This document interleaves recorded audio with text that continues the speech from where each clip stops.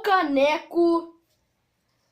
Galera, hoje eu tô me mostrando aqui, como vocês podem ver, ó, a minha casa, como vocês sabem. Hoje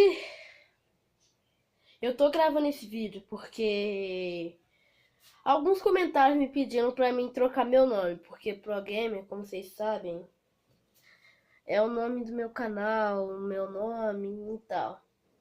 Mas isso não é meu nome de verdade. Esse é o meu apelido que eu coloquei eu mesmo. Mas e aí vocês estão te perguntando, qual é meu nome verdadeiro? Aqui eu não vou contar nada, rapaz. Então eu só tô avisando que vou criar outra turma, rapaz. Então eu já decidi que o meu nome então vai ser Xing Pro. Ainda é um nome horrível, né? Mas eu vou deixar assim. Xing Pro. Agora a gente só precisa encontrar... Ah, tô ouvindo um barulho esquisito. Tá, pera aí. A gente precisa criar uma turma. Eu não sei qual vai ser o nome da turma. E eu preciso mudar o nome do meu canal, cara. E eu não sei qual é o nome do meu canal, velho. Eu vou saber o nome do meu canal, cara. Eu não sei qual que eu posso colocar.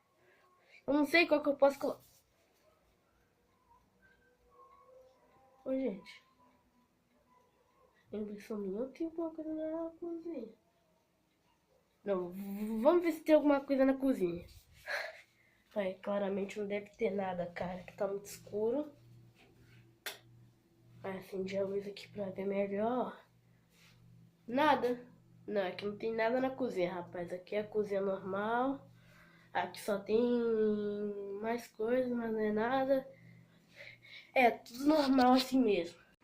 Então tá, naquela vez eu acho que eu tava um pouco maluco na cabeça, hein? Porque eu tava jurando que tinha alguém na cozinha lá, gente. Não, acho que não tem não. Tem alguém na cozinha. Então, cara, esse foi o vídeo porque eu só queria falar que alguns comentários meus no vídeo falaram que era pra trocar meu nome porque não gostaram do meu nome Pro Gamer. Então tá legal. Eu já mudei meu nome, Xing Pro, e agora só falta o pessoal da turma, cara. Preciso falar pra eles então. Então é isso. Tchau, galera! Tchau, galera!